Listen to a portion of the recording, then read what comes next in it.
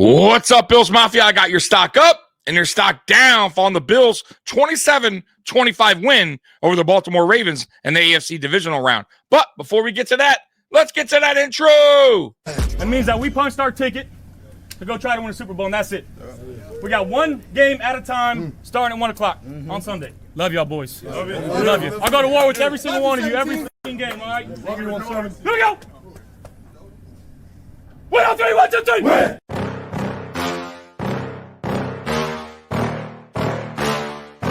Yeah. Please tell me that I can't, that I won't, that I fail, that I'll never make it out, yeah.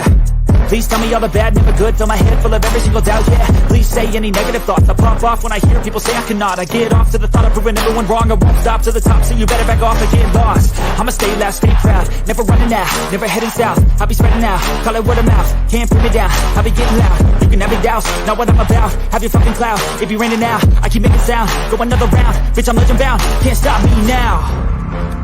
You don't wanna fuck with me, a slow burn like a disease. Just tell me that I can and I'll show you things that you couldn't believe. Just tell me that I can. Just tell me that I can.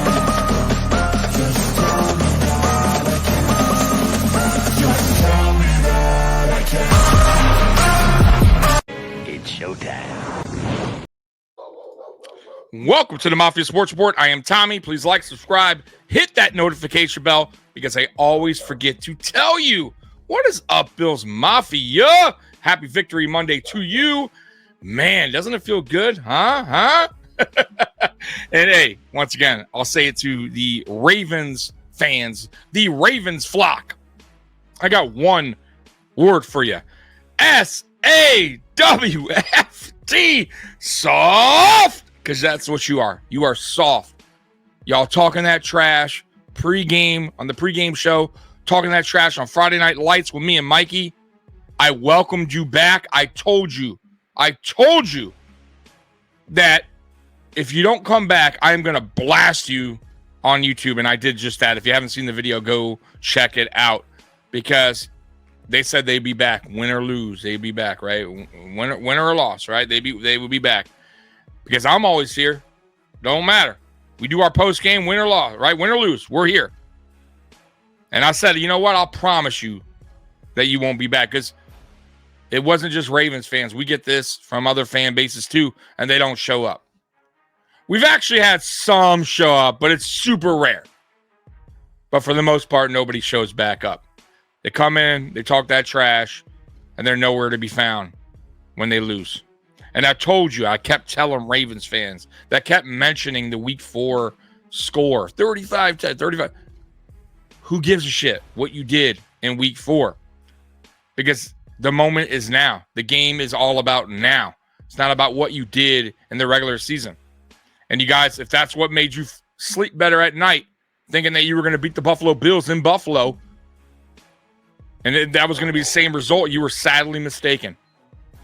And once again, Ravens fans were nowhere to be found.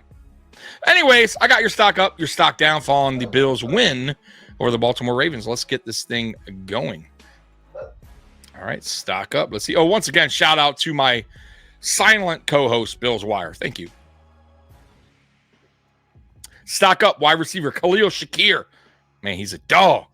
It was a snowy day at Orchard Park, and as a result, the passing game became harder to rely on for both teams as the game went on. In Buffalo's case, Shakir was the leading receiver in almost every category, and it was clear that he was the only one that could make plays on a consistent basis for a Bills team that had just 126 yards passing. Shakir accounting for 67 of those receiving yards. More than half. That's wild, right? Shakir is that dog, and I keep telling people, he may not be a household name yet, but he's starting to become one. He's really good, and I don't think he's even reached the ceiling yet, guys. So he may not be our number one, but he sure acts like it, right? Because Josh Allen, when he needs a play to be made, Khalil Shakir's that guy, right? It isn't Amari Cooper right now. It isn't Keon Coleman. It isn't Dalton Kincaid. It isn't Dawson Knox. It's Khalil Shakir.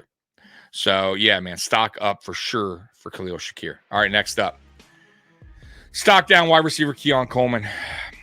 While it has been noted that the Bills did not attempt that many passes in Sunday's win over the Ravens, it should be pointed out that Coleman should have had more of an impact based off his profile as a player who can use his size and athleticism to make some tough catches. Granted, he only received one target in the game, but given his talent, Coleman should be expected to do more, and he will have a chance to do so in the AFC Championship game. Yeah, I'm with you. I am with you, Bills Wire. Keon Coleman needs to be better, and he needs to step up because this is a big time moment for him, big game for all of us. But we drafted you in round 2 for a reason. You were our first pick of the draft, the 2024 NFL draft. We traded down. We passed up on some receivers to get you. And listen, I said prior, in the offseason, prior to the season starting, actually prior to the draft, that the Buffalo Bills should draft Keon Coleman. He was my guy. He was the guy that I thought fit this system, a guy that Josh Allen needed, a bigger receiver, a bigger target. And I still, listen, he's young, and I said you guys would have to be a little bit patient on him, but I do need to see better. I need to see better from Keon Coleman, and he has to be better moving forward, especially obviously in this next game. We're going to need every player to step up. Let's see here. Stock up, Gregory Rousseau. Rousseau continued his string of good play for the Bills as he was disruptive all game long on the line of scrimmage and in the backfield as he continued to put pressure on Lamar Jackson.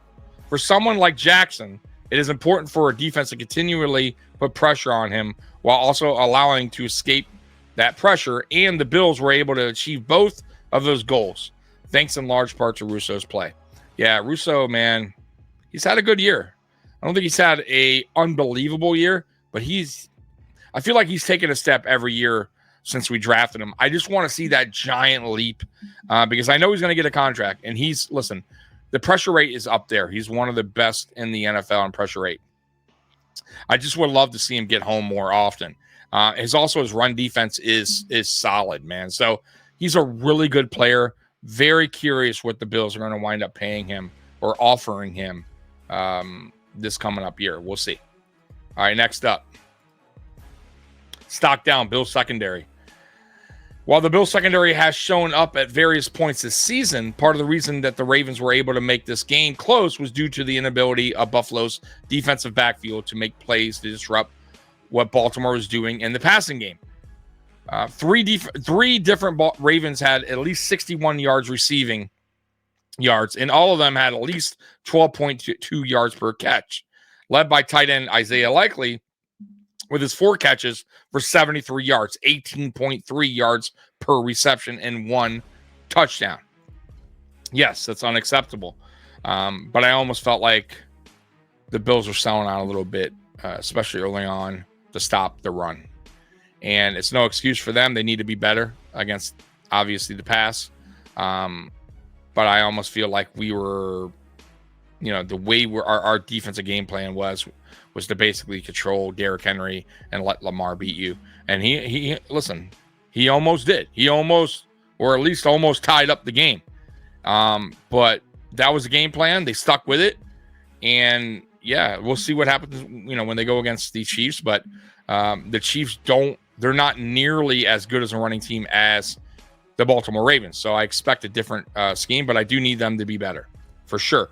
And also, I don't know yet about Taylor Rapp injury. I have no idea. We'll know later today, maybe tomorrow, what we're going to do. But I'm going to tell you right now, if he is out, because he left the field on a cart. It's never good. Never good, guys. Never a good sign. We need to activate Micah Hyde to the 53 against the Chiefs. I'm not saying start him because clearly DeMar would have to go out for that to happen. But injuries happen. And if DeMar went down, something happened in that game, I'm not going. Listen, Cam Lewis Cam Lewis, Micah Hyde, Cam Lewis. I'll go Micah Hyde all day. All day. And it's not like Micah Hyde's been out of the NFL for years, right? Y'all remember that. And y'all acting like McDermott want to do that.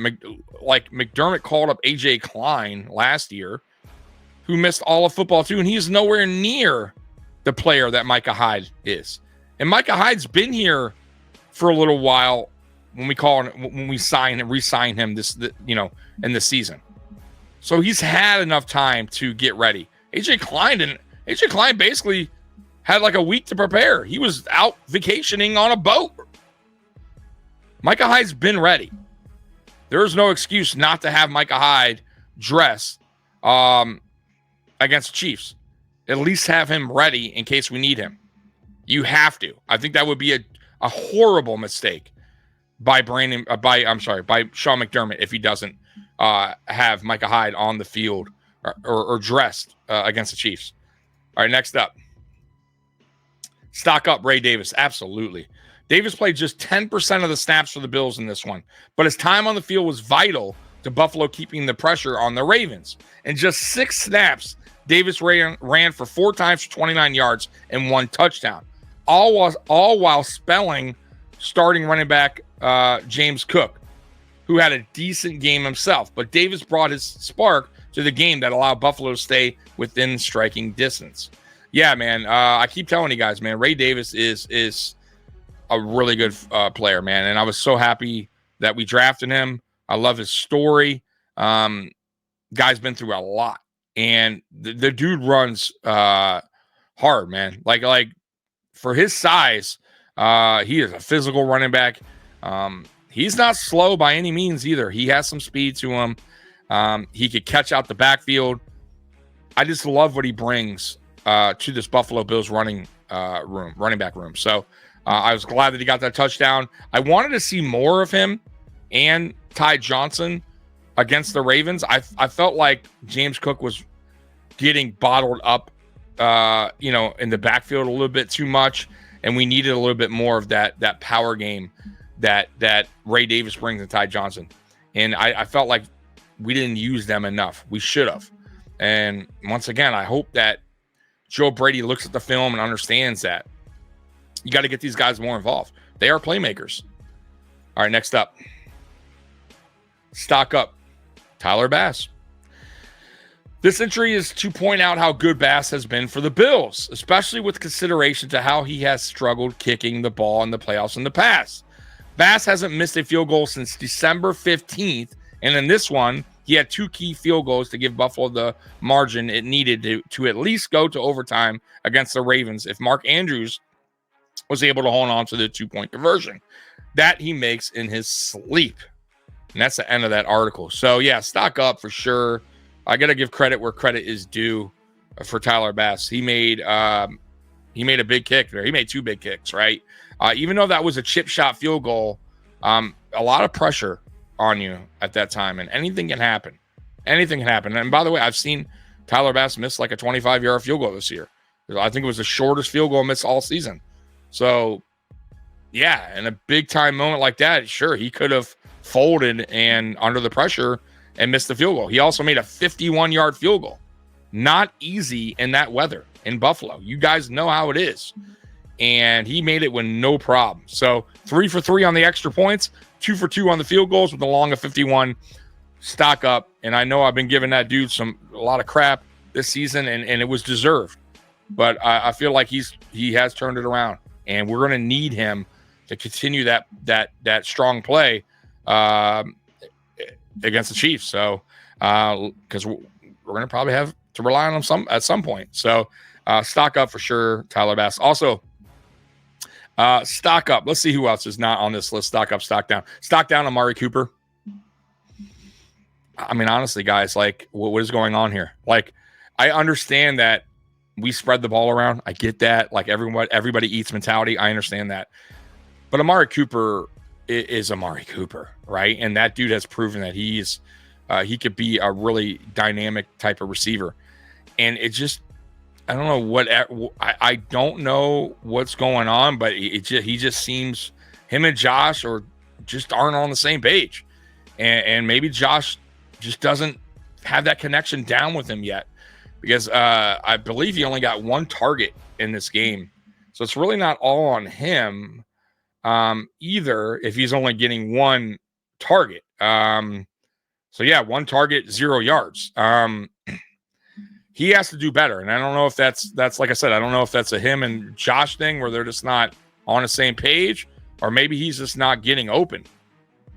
Or maybe Joe Brady's not dialing it up for him either. But we need Amari Cooper. Like, we traded him for a reason. We traded for him for a reason, right? And I need to see better from him. So stock down for sure, because we could have used him in this game. And he just was nowhere to be found. So stock down Amari Cooper for sure. Stock up, I'm going to say Sean McDermott and Bobby Babich for having a really good game plan against the Ravens on defense. Really good. And that's like I said before, that is a tough team to stop. Their run game is the best in the NFL. It is tough to control Derrick Henry, and then you have obviously Lamar Jackson as well, and even their backup running back Justice Hill is pretty good himself. So I thought the Bills did as good as you can do against that team. So stock up for them too for the game plan. Stock down, I almost want to say Joe Brady for the second half offense of game plan. I thought the first half was fine, so I want to say stock down, but I'm gonna at least leave him out of it. But I wasn't happy with the second half game plan. It was he took Josh Allen completely out of the game, and he pretty much handcuffed Josh Allen in the second half, and you can't do that. You cannot do that with Josh Allen as your quarterback. And I'm not saying you need to have Josh Allen be superhero the whole second half, but there comes a time in that second half where Baltimore's starting to get the momentum, and you should have unleashed Josh Allen at some point. And I just felt like it never happened, and we just kind of if it wasn't for that turnover late in the game by Mark Andrews, I don't know. It could have been a different turnout of this game, right? Could have been a different story. But I hope to God Joe Brady learns a lesson from this game and understands that you cannot let your foot off the pedal. You have to keep going. You got to put the pedal to the metal, especially when you got the team, especially when you got your opponent on the ropes. You can't ease up.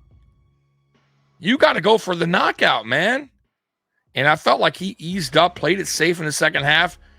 And once again, I don't know if that was a McDermott thing too, where he just wanted to play it safe and just let's just milk that clock the best we can, and the defense will hopefully do their job. And it was scary at the end. I'm not gonna lie. So against the Chiefs, you can't do that. You cannot play that way. You got to coach to win, not coach to lose. Not you got to coach to win, not coach not to lose. Right? Like everybody talks about that, right? And McDermott has always had that mentality. At least I feel he coaches not to lose, and you can't have that mentality. You got to coach to win. Look at Washington when they played the Lions. Their coach coached. They were coaching to win, right? Pedal to the metal, man. Going for it on fourth down. What do you got? Like at this point, this is it. One and done. You lose this game, you're going home. There is no tomorrow. You got to coach to win, not coach not to lose. Like, and McDermott, I feel like he still struggles with that at times. And Joe Brady might have been guilty of that as well against the Ravens. Got a little tense, got a little tight. I need to see better. So I'm going to leave him off the list because I thought the first half, the offense was fine. Second half, it was shaky. It was very shaky and almost cost us. Because if we would have put the pedal to the metal in the second half, who knows how much we win by, right? I think we win more than 2 points. We probably win by 10. I'm not going to lie. I mean, I'm being cocky. But the first half, we were fine. So, and it wasn't adjustments the Ravens made on defense. If you go look at what we did in the first half compared to the second half, We were playing everything short underneath and running the ball, and it just was not working. You could totally tell the game plan was to try to have these long extended drives by running the ball, short pass, little yard, short yards. But the Baltimore was sniffing it out. Baltimore started crowding the box, right? They weren't letting James Cook do anything at that point. It was almost like they knew our game plan was in the second half, what we were trying to do, and it was not working. So let's not have that happen again, especially against the Chiefs. Who else do I got? Stock up, stock down. Stock up Sam Martin. I thought Sam Martin did all right, right? Sam Martin had, I believe, a decent punt there. Didn't he have a decent punt there?